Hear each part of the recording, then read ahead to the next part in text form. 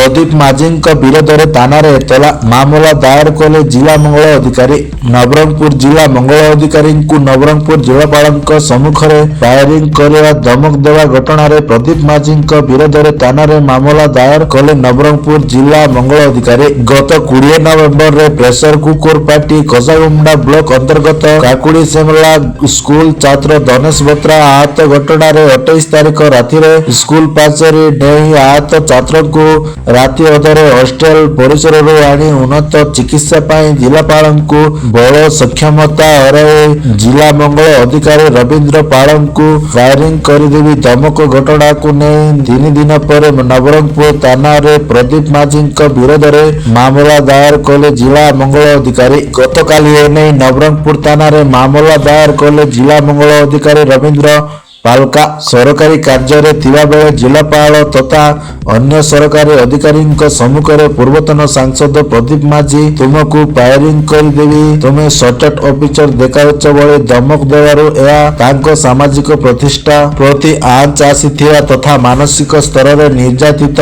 हेउथिबा नै निज एतलारे दर्शाइछन्ति। एथिसह विभिन्न समय रे प्रदीप माझी तांको विरोध में मिथ्या दुर्नीतिर अभियोग आनी मंद उद्देश्य रखी हैरान करुथिबा सरकारी कर्मचारी कार्य बाधा सृष्टि करने एवं हत्या धमक देवा एनेई एतलारे दर्शाइथिबार सूचना मिली। उक्त घटना को नहीं विधानसभा रे प्रश्न उठाइथिबा बेले शासक विरोधी मुहांमुही होइथिले।